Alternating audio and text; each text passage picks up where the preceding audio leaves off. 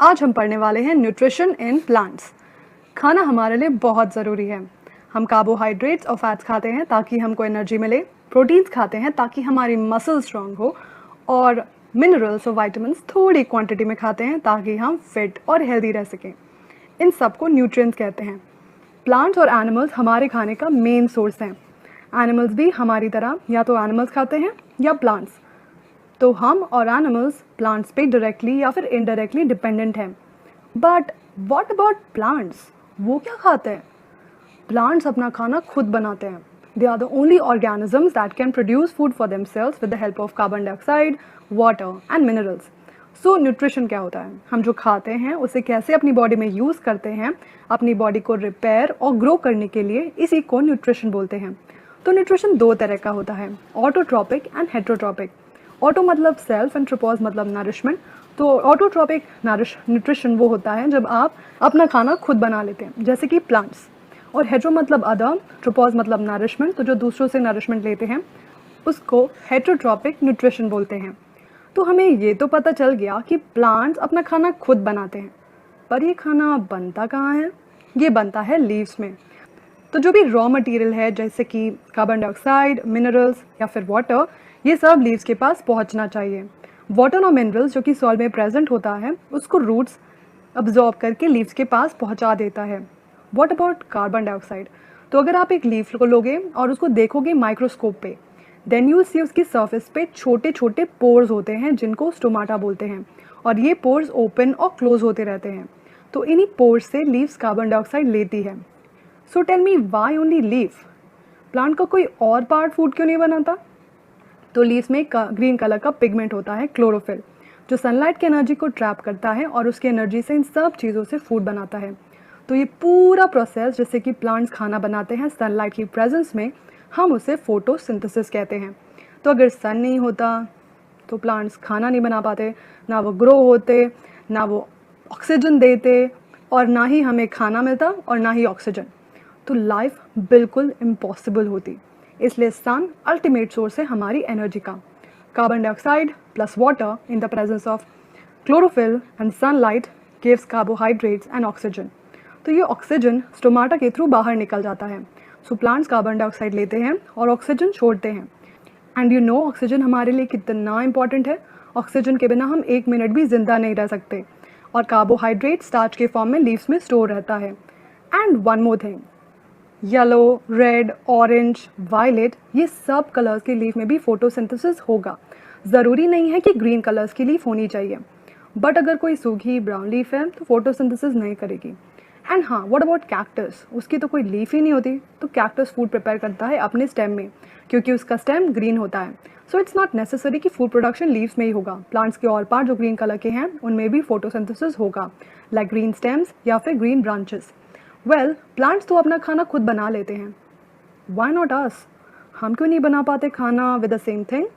Because we don't have chlorophyll. तो plants को carbohydrates तो मिल गया, व्हाट अबाउट प्रोटीन्स? तो प्रोटीन्स बनता है नाइट्रोजन से, एंड वी नो हमारे एटमॉस्फेयर में सबसे ज़्यादा नाइट्रोजन ही है, बट प्लांट्स उनको डायरेक्टली यूज़ नहीं कर सकता।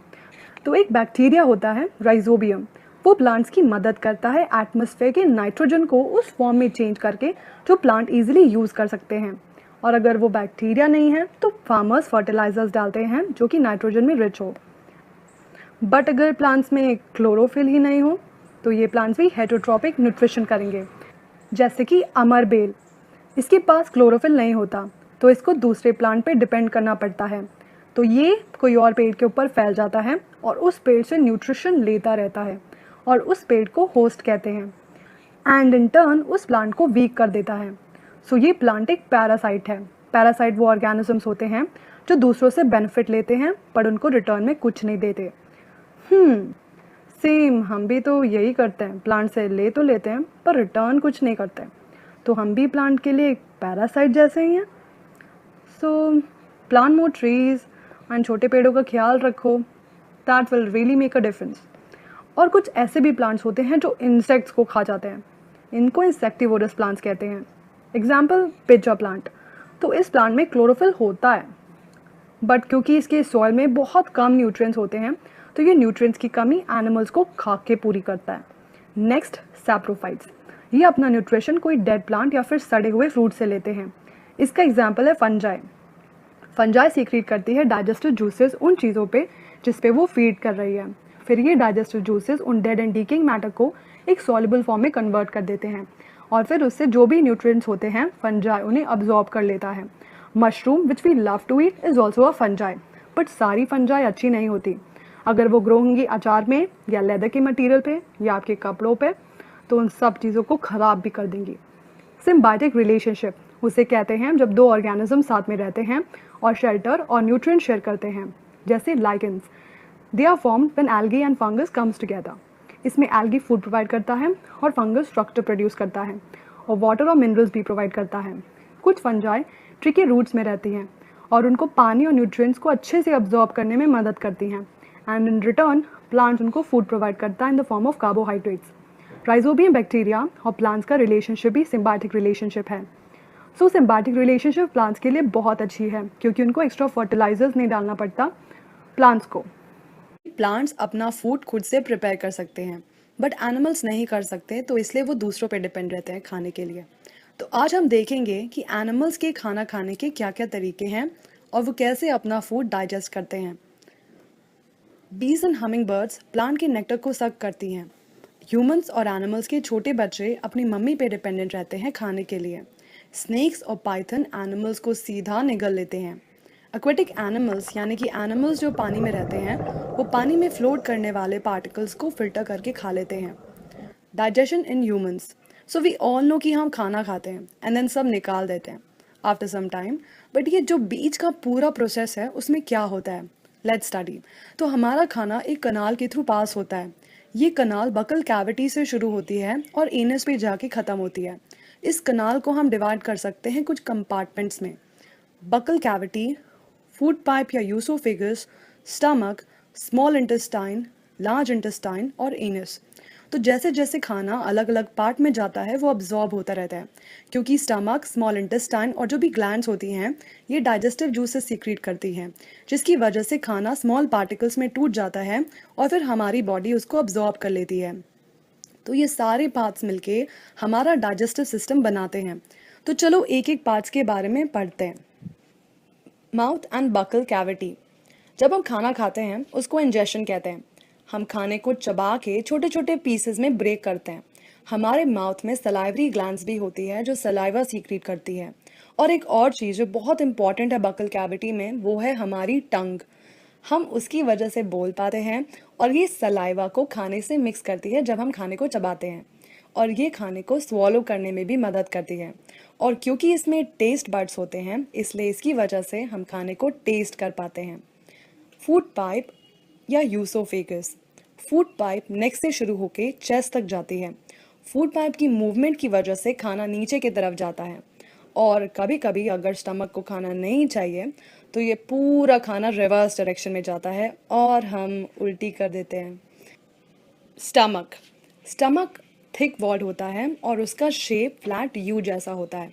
तो यहाँ पे खाना फूड पाइप से आता है और स्मॉल इंटेस्टाइन में चला जाता है। स्टमक की अंदर की जो लाइनिंग है ये सीक्रेट करती है हाइड्रोक्लोरिक एसिड, म्यूकस और डाइजेस्टिव जूसेस। एसिड बैक्टीरिया को किल करता है जो कि खाने के साथ हमारे पेट में चले गए हैं और ये जो हाइड्रोक्लोरिक एसिड प्रोड्यूस होता है अगर आप इसको अपने हाथ पे लोगे तो आपके हाथ बर्न भी हो सकते हैं। तो हमारी स्टमक की वॉल्स को प्रोटेक्ट करने के लिए स्टमक म्यूकस सीक्रेट करता है। Small intestine. स्मॉल इंटेस्टाइन काफ़ी बड़ा होता है पर क्योंकि ये वो इतना कॉइल्ड होता है इसलिए वो छोटा लगता है। लिवर्स और पैनक्रियाज जो भी जूसेस सीक्रेट करती हैं वो सब स्मॉल इंटेस्टाइन में आ जाता है। लिवर रेडिश ब्राउन कलर का ग्लैंड होता है। ये हमारी बॉडी का सबसे बड़ा ग्लैंड है।